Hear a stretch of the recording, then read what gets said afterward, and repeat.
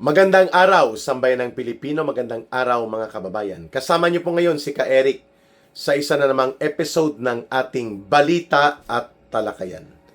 Mga kababayan, maraming salamat sa inyong patuloy na pagsuporta, pagtangkilik at pagtulong na lumago ang ating Ka Eric Celis YouTube channel at ang ating Ka Eric Facebook page, and of course ang aming programa ni Ma'am Lorena Bigwas ng Aguila. Sa mga nagme-message kay Ka Eric, ano daw po ang ating support line para sa ating GCash for Advocacy sa Bangon Sambayanan, dahil maraming gustong tumulong pati sa mga kaso na kinakaharap po ni Ka Eric. Ang numero po na ginagamit natin ay ang kay Langging. Rohilda Celis po ang kanyang pangalan, wife ko po siya. Siya na rin po ang nagpa-facilitate ng mga support kung mayroon pong voluntary support para kay Ka Eric, sa ating advocacy at sa ating grupo sa Bangon Sambayanan. Ang numero po, pakilista lang ha mga kababayan,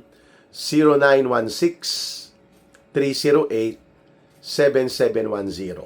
GCash line po yan at nakaka-receive naman po siya ng mga voluntary support. No? Whatever sincere and voluntary help that you will extend ay gagamitin po natin sa advocacy programs, mga kinakaharap na kaso laban kay Ka Eric, at pati po sa mga community forum na dinadaluhan at pinupuntahan ni Ka Eric sa iba't ibang mga sektor at iba't ibang communities through the Bangon Sambayanan. Uulitin ko po 0916-308-7710. Rohilda Celis po, kay Langging. Maraming salamat muli. Bigyan natin po ng pananaw at pagpapaliwanag itong naging desisyon ng Korte Suprema na ibasura ang petisyon na isinampa sa kanila na naglalayong ipadeklara na legal and valid ang pagkakatalaga sa grupo nila Sherwin Gatchalian kahit na wala itong tamang quorum at walang majority determination of constitutional majority na nakabatay sa saligang batas. Isa po itong teacher, ang pagkakaalam ko sa balita, at ang sabi ng Korte Suprema ay ibinasura ang desisyon o ang petisyon rather dahil walang legal personality ang naturang individual. So pag sinabing walang legal personality, hindi po siya bahagi ng Senado. Subalit, bilang mamamayan, siguro minabuti at ninais nito ng petitioner na mangialam dapat o mag-intervene ang Korte Suprema. Bagamat hindi tinalakay ang merito o ang mga argumento at mga batayan ng petisyon dahil nga wala siyang legal personality or legal standing to represent the Senate or the issue pertaining to the question of quorum in majority in the Senate. Bagamat ganun po ang naging hatol ng Korte Suprema, nireject niya ito, ang epekto naman nito, mananatili po ang status quo. Ano pong ibig sabihin yan? Na ang huling pagkakatalaga sa Senate President ay nangyari noong panahon na may 13 na mga senador na bumoto para mailuklok at mailagay bilang lehitimo na Senate President si Senator Alan Peter Cayetano. That was on May 11. At hindi natin yan maaaring makakalimutan dahil inilunsad noon ang atake Senado o lusob Senado, sabotahe Senado. Noong panahon na yon na pinangunahan nila Trillanes at nila Matibag ng NBI. Subalit nakalusot po si Senator Bato de la Rosa at siya ay nakapagbuo ng kailangang boto kasama po sina Senator Alan Peter Cayetano, 13 of them, bago bumaliktad ang duwag at makasarili na si Chis Escudero sa kanyang naging desisyon na sumama at makiapid sa mga senador ni Marcos Jr. Ayun. So, ang desisyon na ito ng Korte Suprema ay nagpapanatili ng ganun na ang lehitimo at mayroon pong legal standing as nananatili bilang Senate President at Senate Pro Tempore ay si Senator Alan Peter Cayetano at si Senator Loren Ligarda. At yung ginawa na desisyon noong May 11, when there was a clear quorum and a clear majority on the constitutional basis, ay yung grupo po nila Senator Alan Peter Cayetano. Iyan ang epekto nito ng hindi pag-rule ng Korte Suprema sa naging petisyon na isinampa nitong grupo o ng isang petitioner na naglalayon sana na ipa-affirm ang validity and legitimacy and legality ng ginawa nito ng 12 hudas ng mga senador ni Marcos Jr. Ngayon, marami ang nagsasabi na na-misinterpret daw ito, ang desisyon na ito, sapagkat the merit of the case was not decided. Pero ang epekto naman, hindi rin po, sorry, hindi rin po may pagkakaila na ang epekto nito, mga kababayan, ay mas pinagtibay ng Korte Suprema na mananatili po ang naturang desisyon nung saan, nung panahon na yon ay may 13 senators na nabuo po ang grupo nila Senator Bato de la Rosa, Senator Alan Peter Cayetano, Senator Loren Legarda, at nung nandun pa si Senator Jinggoy Estrada at si Senator Chis Escudero. Yan ang epekto niya, no? Nagkaroon po ng status quo maintenance or preservation. Dahil ayaw din po nila Gatchalian at ng grupo nila na idulog ito sa Korte Suprema. Why? Kasi alam nila na mali sila. Because if they are so confident enough, kung siguradong sigurado sila, sure na sa kanilang numero na ang 12 ay majority at ang 12 ay quorum, and what they did was legal and legitimate, bakit hindi nila ito idinulog sa Korte Suprema? Dahil mabubuko at mabibisto sila. At kapag nangyari yon, mawawalan po ng saysay ang kanilang pananabutahe. Because there will be a clear and categorical order sa Korte Suprema na mananatili sila Senator Alan Peter Cayetano. Number 2, hindi sila nag-elect ng bagong Senate President. Bakit? Dahil alam nila na ang 13 ang requirement sa tinatawag na constitutional majority. Majority of all the members of each houses of Congress. Ayun.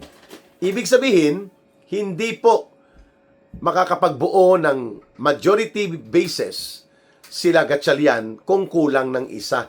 Kailangan nila ng 13. Temporary pa rin po. At bogus nga. In question ang kanilang pagkakaroon ngayon ng tinatawag na The Gatchalian Group or the Marcos Senators or the Senate of Malacanang. Yun po ang pinagtatawanan ng taong bayan.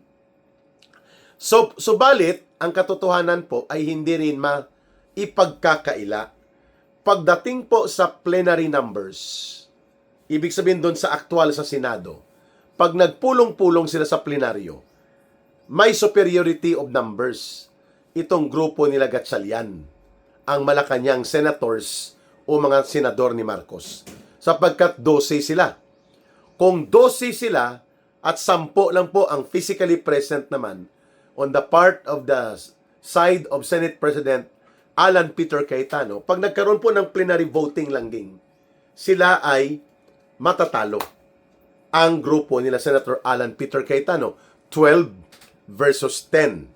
Kasi aktual na senador ngayon na pwedeng dumalo physically possible sa Senado ay 22. 10 galing sa mga senador na naninindigan para sa malaya at may dangal at may integridad na Senado na hindi nadidiktahan ni Marcos at nakukumpasan ng kanilang maruming mga agawan at maniobra sa politika ay ang grupo po nila Senator Alan Peter Cayetano. But they are only 10. At ang mga 12 hudas na mga senador ni Marcos, they have now the number of 12.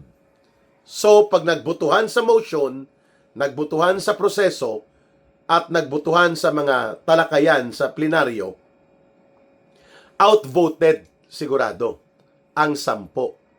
Pero, nandun pa rin sa kanila ang tinatawag na last majority decision, which was si Senator Alan Peter Cayetano ay naiboto at naihalal ng 13 senators during that time. So valid na siya ang Senate presiding officer being the Senate President. At ang kanyang deputy o ang kanyang number 2 in rank sa mga posisyon ay si Senator Loren Legarda bilang Senate President pro tempore. Ayan. Ngayon, dahil siya ang may lehitimo at valid na pagiging Senate President, papaano niya dadalhin ang plenary at ang sesyon na 10 lang ang sa kanya, na loyal o 10 lang sila lahat at outvoted, outnumbered sila ng 12 Judas. Medyo mabigat po yan na challenge, mga kababayan. So, pagdating niyan sa mga proseso ng pagsasagawa ng committee hearing, pwedeng masabotahe nga. Kagaya ng nangyari na pagsabotahe sa Senate Blue Ribbon Committee. At until now, si Senator Gatchalian ay nag-i-issue pa rin ng illegal at questionable orders on the Senate staff and Senate employees. At pati na rin po sa Senate Sergeant at Arms o yung mga nagsisilbing security personnel ng Senado.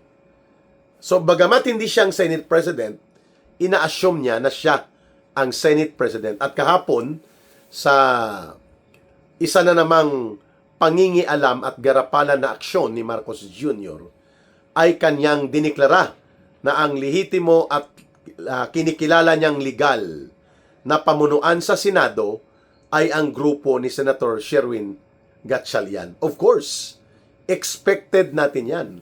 Kasi nga, siya nga ang may pakana, si Marcos Jr., kung bakit nagkaroon ng sabotahe at mga pagtatraidoran at mga maniobrahan ng maruming maniobra ng kanilang gimmick sa loob ng Senado, itong 12 Judas, dahil kumpas at direksyon ng pang-uudyok ni Marcos na magkaroon ng sabotahe versus the group of Senate President Alan Peter Cayetano so that makukuha nila at makokontrol ang plenary majority, which is 12 sila ngayon. Kaya ang mga Senate Blue Ribbon Committee at iba pang mga proseso na dati ay nakokontrol ng grupo nila Senator Alan Peter Cayetano ay magkakaroon ngayon ng mabigat na paghamon kung paano nila itatawid ito. Kasi nga, kapag nagkaroon ng actual plenary decision, plenary voting, ma-outvote talaga sila. Bagamat siya ang presiding officer.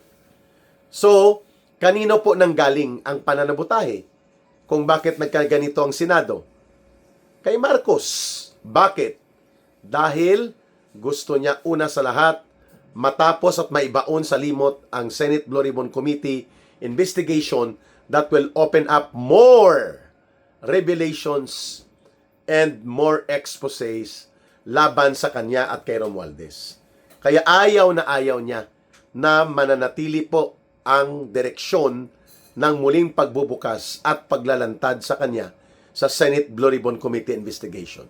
At pangalawa, makokontrol at madidiktahan nila ang process of impeachment trial dahil bilang mga senator judges, 22 lang po ang uupo dahil wala nga physically si Senator Jinggoy Estrada pansamantala at si Senator Bato de la Rosa.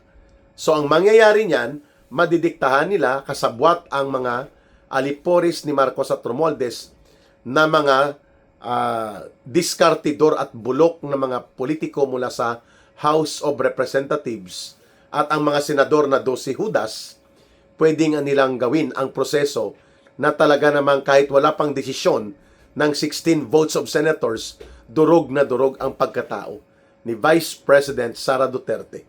Dahil yun ang expected ni Marcos na mangyayari.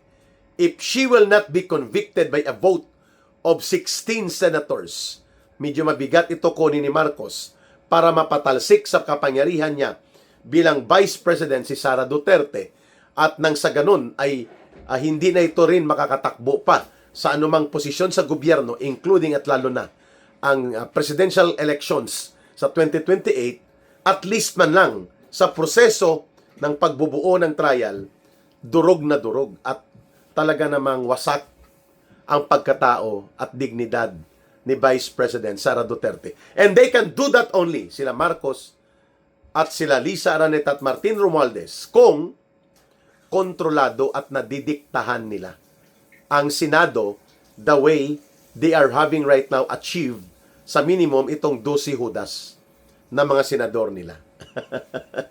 Yan pala ang role ng 12 hudas ka, Eric. Opo, yan ang role ng mga 12 hudas.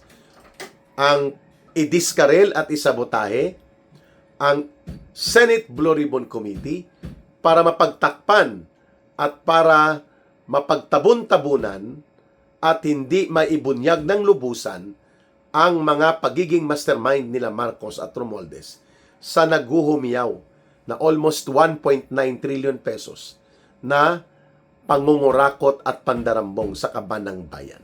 At pangalawa ay para gamitin ang impeachment trial na maging avenue ng lubusang pagkadurog at lubusang pagwasak sa pagkatao ni Vice President Sara Duterte. That is where the direction of the Senate right now, having the 12 hudas senador o tinatawag na mga senador ni Marcos at Senado ng Malacanang. Pero mabuti na lang po at hindi patinag, hindi po pinanghinaan ng loob itong 10 mga senador na naiiwan pa at patuloy silang nanindigan na ipagtatanggol pa rin at magpapahayag pa rin sila ng pagsasalita at pagpapahayag. So we have to salute them, led by the real and duly elected until he will be replaced legally na Senate President nila na si Senator Alan Peter Cayetano.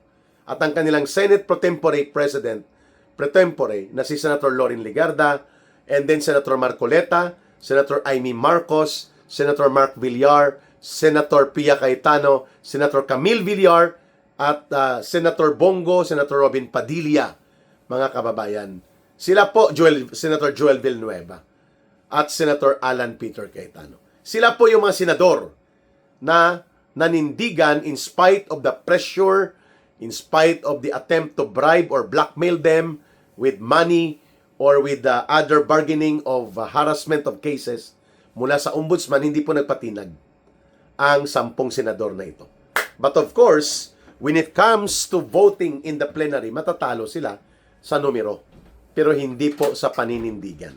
Diyan, nagpo-problema ngayon, nababahala si Marcos, namumroblema siya. Sapagkat hindi po matitinag at patuloy na nagsasalita po sina Senator Alan Peter Cayetano. At ito ang binabantayan ng taong bayan. Ayan. Medyo medyo tricky. Kasi ang Supreme Court, it appears, will not immediately decide. Whatever is the argument and merits being propounded doon po sa pag-file ng petisyon, nakita na natin ang trend or ang kiling ng Korte Suprema, hayaan ang Senado na magresolba nito sapagkat sila ang internal sa kanila ito. It will take time. And it will reach even during the trial sa impeachment at pati sa pagkakaroon ng set-up sa State of the Nation Address. Sino ba ang uupo na magbukas ng joint session ng Congress? Sa House of Representatives, parang hindi naman papalitan ni Marcos at nila Lisa Araneta si Boji D dahil barkada rin nila ito, anino ito ni Marcos at ni Romualdez, so siya pa rin ang Speaker of the House. Si Alan Peter Cayetano at si Gatchalian ay pwedeng magkaroon po ng girian. Who will open the joint session on the 4th Monday or the last Monday of July kapag pumunta si Marcos para magsagawa ng traditional na State of the Nation Address. Well, sabi ni Atty. Harry Roque, bagamat hindi dinesisyonan sa merito ang petisyon nitong petitioner dahil sa wala siyang legal standing before the court, ay mananatili pa rin po ang epekto ng desisyon ng Korte Suprema, si Alan Peter Cayetano pa rin ang lehitimo, legal at siyang tunay na duly elected hanggang sa ngayon bilang pinuno ng Senado na hindi nakokontrol ni Marcos Jr. Ayan. Maraming salamat sa inyong panunood. Maraming salamat sa pakikinig at pagsubaybay. Ang ating habilin, mahalin natin ang bansang Pilipinas. Walang ibang magmamahal nito, kundi tayo ring mga Pilipino. Para sa Diyos at sa Pilipinas nating mahal, may God bless everyone and may Allah will be with those who are Muslim brothers and sisters. Maraming salamat muli. Bye for now. Ito po si Ka Eric. Mabuhay!